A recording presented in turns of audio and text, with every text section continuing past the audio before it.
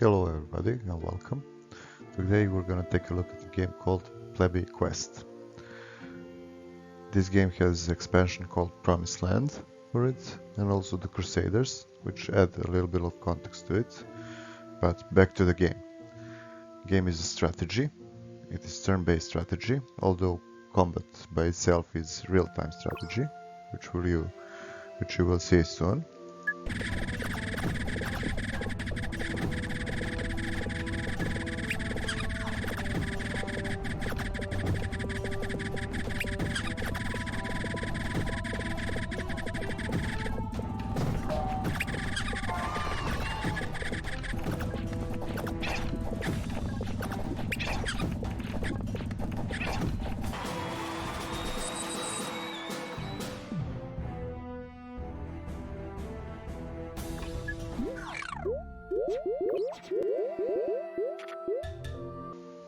You start by picking a country. There are multiple countries, even more at the start or the beginning of the game. This is mid of the game. We are currently leading the Byzantine Empire. The game, like every game in this genre, has some basic resources, as are gold. You have research points. There is also quite large research tree, which allows you to unlock new units with higher tiers, allows you to unlock additional content and so on, recruit more generals. You have your king. Every country will start with one king, and also every country has one unique unit to it. You will over time acquire more generals. The generals are the ones that will do any kind of task in your kingdom. For example, when you pick a general, he can do a couple of things, like monastery. In the monastery you conduct research through some mini games in interaction with this pile of books, or you can create wine in one cellar, or you can go on explorations. There's amazing kind of touch in a game added by a different kind of games, comics and content from different kind of books and so on. For example, here's Indiana Jones, Lara Croft and so on. Besides that, second place where your generals can interact is in inn. Here you can conduct, like we can try to recruit him. Also, there are mini games involved in this process, or we can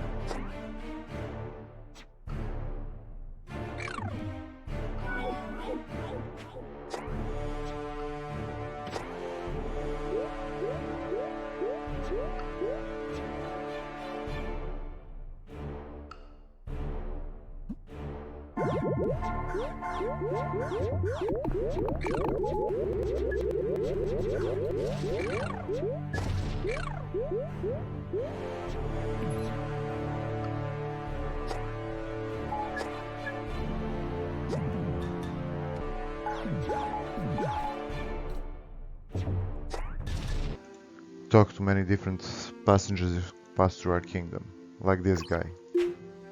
He is offering us to build the roads that do not exist, and the merchants can come and so on. Besides research, there is also diplomacy, where you can interact with any country. You can only trade with your neighbors. Everything in this game is quite self-explanatory. You can click or hover your mouse over everything and it will be explained very simple. Besides that, you can also command different kind of actions, like attack different countries,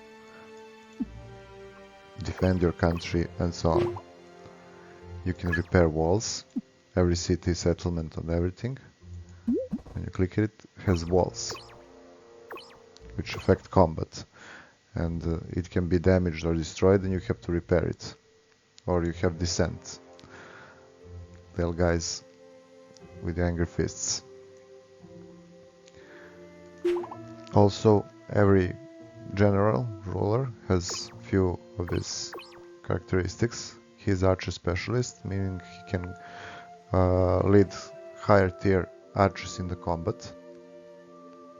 If you go to the barracks, you can see there are different kind of tiers. Red goes to yellow, yellow goes to green, green goes to blue. It is the higher tier unit.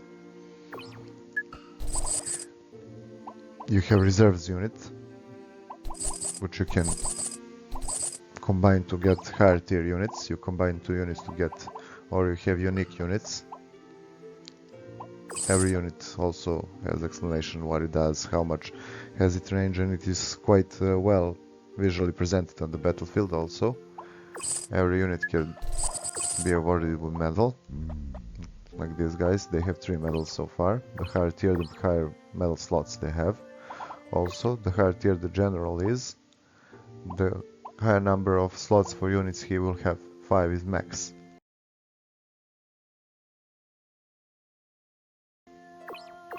You can award medals, or if you don't like them, you can just change them once per turn, and you can award new medals.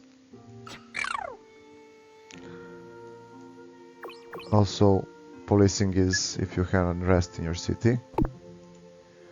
You can send some general or your ruler to police it. Also, you can click rest. Some units are wounded and they require rest to recuperate. Or you can go to inn and just pay. Also, there's this deal. Every time you attack someone, you will get -2 at morale. The lower the morale, the less fighting your troops will do in combat. So it is advisable to give a rest from time to time. Music in this game is solidly good. A little bit repetitive, but solidly good. Also about the graphics is excellent. It fits the comic narrative they were trying to present with the game, also with all kind of jokes and references to God knows what. Besides graphing, modding is practically not existent besides 2 DLCs, The Promised Land and The Crusaders. And I will say this game is highly addictive. I have run multiple run-throughs with different kind of countries. It can surprise you with its mechanics that is shallow at the place where we interact with it, but deep core mechanics is very good once you understand it. For example, diplomacy. It will seem crude at the start, but you will come to understand that some decisions last for years when you attack someone and so on. So I would advise you to get this game, give it a go.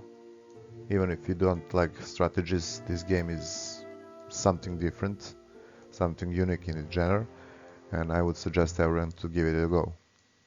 Have fun, everybody.